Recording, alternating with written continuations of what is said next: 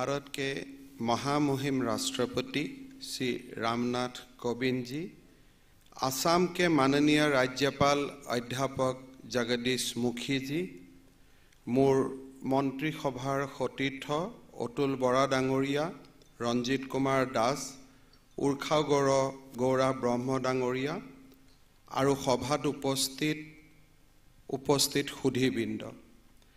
আজি এটা মহৎ উদ্দেশ্য ৰাখি আমি ইয়াত সমবেত হৈছো। অসম বুৰঞ্জীৰ এটা অতি গুৰুত্বপূৰ্ণ অধ্যয়নৰ স্মৰণত আজি ভাৰতৰ মহামহিম ৰাষ্ট্ৰপতি মহোদয় আমাৰ মাজত উপস্থিত হৈছে। অসম বুৰঞ্জীৰ এই নিৰ্ণায়ক ঘটনাটো আছিল 1228 খ্ৰীষ্টাব্দত উত্তৰ পূব ভাৰতলৈ সুদূৰ म्यांमाৰৰ শান প্ৰদেশৰ পৰা অহা টাই আহোম সকলৰ এটা দলৰ আগমন। এই টাই সকলে পৰৱৰ্তী 600 বছৰত অসমত এটা राजशासन प्रवर्तन करिছিল। आज के ये महान उद्देश्य को सामने रखकर हम सब यहाँ उपस्थित हुए हैं। असम के इतिहास की एक महत्वपूर्ण अध्याय के स्मरण में आज भारत के महामहिम राष्ट्रपति महोदय हमारा बीच में उपस्थित है। असम का इतिहास का ये घटना 1228 ख्रीष्टाब्द की, जब उत्तर पूर्व भारत में सुदूर म्यांमार के शान प्रदेश से टाई आहोम समुदाय का आगमन हुआ था। इस टाई समुदाय ने 600 सालों तक असम में शासन किया था। मध्ययुगर आहोम सकলৰ शासन आसिल एशिया महादेशर एटा महत् राजनैतिक शक्ति। তেওঁলোকৰ শাসনকাল আছিল অলেখ যুদ্ধ আৰু অযুত সাহসৰ কাহিনীৰে পৰিপূৰ্ণ। তেনে দুটা সাহসিকতাপূৰ্ণ আৰু বীৰত্বপূৰ্ণ কাহিনী আছিল আলাবৈ ৰণ আৰু শৰাইঘাটৰ ৰণ। আলাবৈ আছিল অসমীয়াসকলৰ দেশপ্ৰেমৰ উজ্জ্বলতম নিদৰ্শন। আনহাতে শৰাইঘাটৰ ৰণ আছিল অসমীয়াৰ শৌৰ্য, বীৰ্য আৰু বীৰত্বৰ অম্লান কাহিনী। এই অম্লান কাহিনীৰ মহানায়ক আছিল লাচিত বৰফুকন। লাচিত বৰফুকনৰ জন্ম হৈছিল 1622 খ্ৰীষ্টাব্দৰ 24 নৱেম্বৰত। পিতৃৰ নাম আছিল মোমাই তামুলী বৰবৰুৱা আৰু মাতৃৰ নাম কুন্তি মৰাণ। তেখেতৰ জন্ম হৈছিল শিৱসাগৰৰ গড়গাঁৱত। লাচিত আছিল মোমাই তামুলীৰ সপ্তম পুত্ৰ। আহোম ৰাজশাসন ব্যৱস্থাত লাচিত আছিল প্ৰথমে ঘোঁৰা বৰুৱাৰ পদত।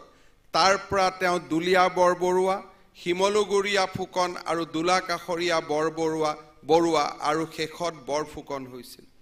বৰফুকনৰ দায়িত্ব লোৱাৰ পিছত লাচিতে 1667 চনত ইটাখুলিৰ ৰণত মোগলক পৰাভূত কৰি মোগল সেনাপতি সৈয়দ ছানা আৰু সৈয়দ ফিৰোজ সহিতে কেইবা হাজাৰো সেনাক বন্দী কৰে। লাচিত বৰফুকনে মোগলৰ অস্ত্ৰ শস্ত্ৰও জব্দ কৰে। এয়া আছিল আহোমৰ বৰ্ণিল ইতিহাস। আৰু ইয়াৰ পিছত স্বৰ্গদেউ চক্ৰধৰ সিংহই গুৱাহাটীত নামনি অসমৰ ৰাজধানী পাতে। এই পৰাজয়ে মোগলক ভীতিগ্ৰস্ত কৰি তুলিছিল। ইয়াৰ পিছত কেইবাবাৰো আহোম আৰু মোগলৰ মাজত সংঘৰ্ষ হয়। এই ৰণসমূহৰ ভিতৰত 1669 খ্ৰীষ্টাব্দৰ আলাবৈ ৰণ আৰু 1671 খ্ৰীষ্টাব্দৰ শৰাইঘাটৰ ৰণ বিশেষভাৱে উল্লেখযোগ্য। 1669 খ্ৰীষ্টাব্দত দদৰাৰ ওচৰত আলাবৈ পাহাৰৰ সমীপত হোৱা এই যুদ্ধত এদিনতে প্ৰায় 10,000 অসমীয়া সৈন্যই প্ৰাণ আহুতি দিব লগা হৈছিল। মোগল সেনাপতি ৰাম সিংহই তেতিয়া দদৰাৰ ওচৰৰ আলাবৈ পাহাৰৰ ওপৰত এক সুচল ঠাইত কোঠ মাৰিছিল। মোগল অশ্বাৰোহী সৈন্যৰ বাবে অতিকৈ সুচল এই ঠাইত লাচিত বৰফুকনৰ অনিচ্ছা সত্ত্বেও চক্ৰধৰ সিংহৰ নিৰ্দেশমৰ্মে অসমীয়া সৈন্য যুদ্ধত নামিছিল, যাৰ কৰুণ পৰিণতি আছিল আলাবৈ ৰণত ভাৰতীয় আৰু অসমীয়া সেনাৰ পৰাজয়। জন্মভূমিৰ হকে এদিনৰ ৰণত 10,000 সেনাই জীয়নদান দিয়া এক নজিৰ বিশ্বৰ ইতিহাসতে বিৰল। আলাবৈ ৰণ আছিল অসমীয়া সেনাৰ দেশপ্ৰেমৰ এক অপূৰ্ব চানেকি। सन 1669 में ददरा के पास आलाबोई पहाड़ के नजदीक हुए इस युद्ध की एक ही दिन में ही करीब 10,000 असमिया सैनिकों ने अपने प्राणों की आहुति दी थी। मुगल सेनापति राम सिंह ने उस समय ददरा के पास आलाबोई पहाड़ी के एक सुविधाजनक स्थान पर किले के निर्माण किया था। लासीत बरफुकन की अनिच्छा के बावजूद स्वर्गदेव चक्रधर सिंह के निर्देश में असमिया सेना इस स्थान पर युद्ध के लिए गई, जो मुगल अश्वारोही सेना के लिए बहुत सुविधाजनक थी, जिसका दुखद परिणाम आलाबोई का युद्ध में असमिया सेना का हार थी।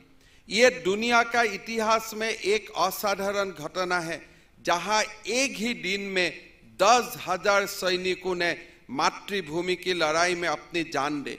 आलाबोई का युद्ध असमिया सेना का देशभक्ति का एक अपूर्व पहचान है। आलाबोई रणत एकेलगे बृहৎ संख्यक सेना हेरुवाई आहोम सेनार मनोबल यथेष्ट भांगी परिছিল। शराइघाट युद्धर शेषर फिले मुगলৰ বিৰাট সৈন্য বাহিনীৰ আগত আহোমৰ সৈন্যই জয়ৰ আশা বাদ দি পিছ হুকিবলৈ আৰম্ভ কৰিছিল। সেই সময়ত লাচিত বৰফুকনৰ অতিপাত জ্বৰ উঠি আছিল।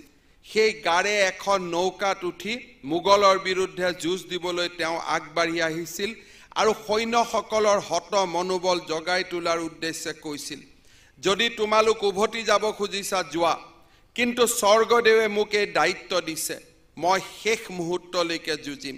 মুগলে মোক লৈ যাবলৈ দিয়া, তোমালোকে মাত্ৰ স্বৰ্গদেৱক কবা মই তেওঁৰ আজ্ঞা পালন কৰি শেষ মুহূৰ্তলৈ যুঁজ দিছো। आलाबोई का युद्ध का बड़े पैमाने में सैनिक को खोने का बाद आहोम सेना का मनोबल टूट गया था। सरायघाट का युद्ध का अंत तक मुगलों का विशाल सेना के सामने आहोम के सेनाओं ने जीत की उम्मीद छोड़ दिए थे। उस समय लासीत बरफुकन तेज बुखार से पीड़ित थे। यह उसी हालत में एक नाव में चढ़कर मुगलों को खिलाफ युद्ध का लिए आगे बढ़े थे और अपना सैनिकों को हौसला बढ़ाने के लिए कहा था, यदि आप लोग जाना चाहते तो जाइए, लेकिन स्वर्गदेव ने मुझे ये जिम्मेदारी दी है, इसलिए मैं अंतिम समय तक लड़ता रहूंगा। मुगलों को मुझे ले जाने दो। तुम लोग स्वर्गदेव को वही बताना कि मैं उनके आज्ञा पालन करते हुए अंतिम समय तक लड़ता रहा। बरफुकনৰ সাহস আৰু উদ্দীপনাময় কথাত সকলো উৎসাহিত হৈ পৰে। লগে লগে আন বিষয়াসকলেও মুগলৰ বিৰুদ্ধে নাও মেলি দিয়ে। প্ৰকৃততে শৰাইঘাটৰ ৰণত লাচিত বৰফুকনৰ নেতৃত্বত আহোম সেনাৰ জয়লাভে অকল অসমৰ সাৰ্বভৌমত্ব ৰক্ষা কৰাই নহয়, সমগ্ৰ দক্ষিণ পূব এছিয়াক আগ্ৰাসী শক্তিৰ কবলৰ পৰা ৰক্ষা কৰিছিল। শৰাইঘাট যুদ্ধ জয়ৰ পিছত বীৰ লাচিত বৰফুকনৰ মৃত্যু হৈছিল। যুদ্ধৰ সময়ত তেওঁ তীৰকপে জ্বৰ উঠি আছিল আৰু নৰিয়া দেহেৰে তেখেতে যুদ্ধ কৰিছিল। স্বৰ্গদেৱ উদয়াদিত্য সিংহই 1672 চনত যোৰহাটৰ পৰা 16 কিলোমিটাৰ আঁতৰত হোলোঙা পাৰত লাচিতৰ সমাধি বা মৈদাম নিৰ্মাণ কৰে। শৰাইঘাটৰ ৰণ আছিল বিশ্ব ইতিহাসৰ এক উল্লেখযোগ্য ঘটনা। আজি অসম চৰকাৰে সেই বিশ্ব ইতিহাসৰ উল্লেখযোগ্য ঘটনাটোকে 400 বছৰ পিছত আকৌ এবাৰ সোঁৱৰণ কৰিব খুজিছে। লাচিত আৰু আহোম সেনাৰ পৰাক্ৰমে মুগলক পৰাজিত কৰিছিল। মুগল সেনাক দক্ষিণ পূব এছিয়ালৈকে আগবাঢ়ি অহাৰ পথত এক বিৰাট বাধাৰ পাচিৰ হিচাপে থিয় হৈছিল। ভাৰতবৰ্ষত যিসকল হিন্দু মহাবীৰে মুছলমানসকলৰ মুগলৰ বিৰুদ্ধে যুঁজ দিছিল, তাৰ ভিতৰত আছিল লাচিত অন্যতম আৰু একক। আজি 400 বছৰ পিছত কৃতজ্ঞ অসমীয়া জাতিয়ে লাচিত বৰফুকনক পুনৰ এবাৰ আকৌ সোঁৱৰণ কৰিছে। আজিৰ অনুষ্ঠানতে ভাৰতৰ মহামহিম ৰাষ্ট্ৰপতি ৰামনাথ কোবিন্দ ডাঙৰীয়াই আলাবৈ যুদ্ধ স্মাৰকৰ আধাৰশিলা স্থাপন কৰিব। এই স্মাৰকটোত আহোম যোদ্ধাসকলে ব্যৱহাৰ কৰা হেংদানৰ আৰ্হিত নিৰ্মাণ কৰা হ'ব। এটা সুদৃশ্য পুখুৰীৰ জলভাগৰ মাজৰ পৰা উঠি অহা এই 100 ফুট উচ্চতাৰ হেংদানখন আহোম বীৰ সেনানীসকলৰ শৌৰ্য আৰু বীৰ্যৰ স্মাৰক হৈ থাকিব। আজিৰ সভাতে মহামহিম ৰাষ্ট্ৰপতি মহোদয়ে যোৰহাটত লাচিতৰ সমাধি নৰহিলৈদাৰী গাঁৱত আন এক স্মাৰকৰ নিৰ্মাণৰ কাম আৰম্ভ কৰিব। এই স্মাৰকটো সমাধি ক্ষেত্ৰ বৰ্তমান 4 বিঘা মাটিৰে সমাহিত হৈ আছে। ৰাইজৰ অনুগ্ৰহত ইতিমধ্যে আমি 50 বিঘা মাটি এই সমাধিটো নতুনকৈ নিৰ্মাণ কৰাৰ বাবে আমি গ্ৰহণ কৰিছোঁ। 150 ফুট ওখ লাচিতৰ এটা প্ৰতিমূৰ্তি সেই যোৰহাটৰ হোলোঙাপাৰ গাঁৱত নিৰ্মাণ কৰা হ'ব, সমাধিত নিৰ্মাণ কৰা হ'ব।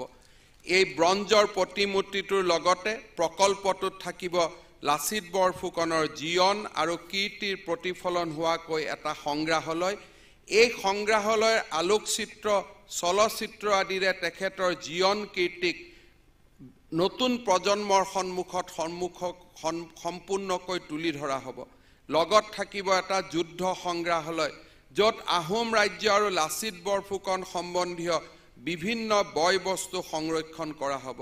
এটা সেউজ পৰিৱেশৰ মাজত পুথিভঁৰাল, গৱেষণা কেন্দ্ৰ আৰু প্ৰেক্ষাগৃহ আদি স্থাপন কৰা হ'ব। जोरहाट के नारा हिलोईदारी गांव में स्थित लासित बरफुकन के समाधि स्थल को आकर्षक बनाने के लिए व्यवस्था की जा रही है। लासित बरफुकन के वर्तमान के मैदान 4.3 बीघा, लगभग 1 एकड़ से थोड़ी ही ज़्यादा भूमि में बसाया जा रहा है, लेकिन अभी हम लोग 50 बीघा नई भूमि आवंटित किया हूँ।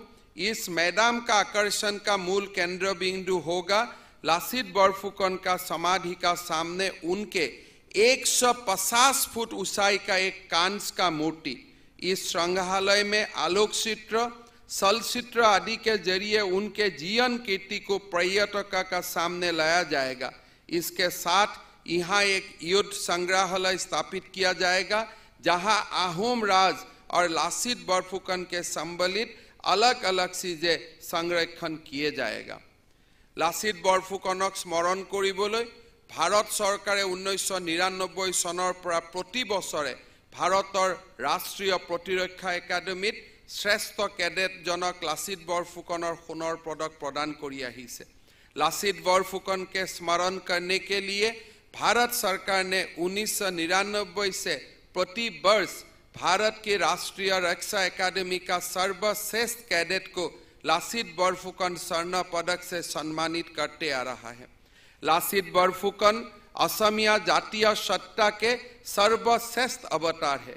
मुसलमानों का आग्रासन में बाधा देने के लिए मध्यकालीन भारतवर्ष में जितने हिंदू वीर वीरता के लड़कर सफल हुए थे, उनमें से पूर्वोत्तर भारत के आहोम सेनापति लासित बरफुकन अन्यतम थे। वीरता, साहस और देश प्रेम के उज्जवल प्रतिभाओं से योग लासित बरफुकन की तुलना सर्वभारतीय स्तर और विश्व स्तर के वीर योद्धाओं का साथ की जाती है। लासित बरफुकन के 400वीं जन्म जयंती समारोह में भारत के महामहिम राष्ट्रपति श्री रामनाथ कोविंद जी ने उपस्थित होकर आसाम के इस वीर योद्धा के प्रति अपनी श्रद्धा प्रकट किए हैं। आलावई युद्ध स्मारक की आधारशिला और लासित बरफुकन का मैदान में मरम्मत और सौंदर्य वृद्धि के कार्य का माननीय राष्ट्रपति ने शुभारंभ कर लासित बरफुकन और 10,000 असमिया शहीदों के प्रति उन्होंने आंतरिक श्रद्धा प्रकट की है। असम वासियों का ओर से मैं माननीय राष्ट्रपति श्री रामनाथ कोविंद जी के समक्ष कृतज्ञ है। मैं राज्यवासियों का ओर से महामहिम राष्ट्रपति का आभार व्यक्त करता हूँ। 3 दिवसीय यात्रा पर असम आने वाला महामहिम राष्ट्रपति का मैं स्वागत करता हूँ। हमारा निमंत्रण स्वीकार करके हमारा 20 उपस्थित होने वाले महामहिम राष्ट्रपति को मैं हृदय से धन्यवाद ज्ञापित करता हूँ। जय हिंद, वंदे मातरम, जय असम।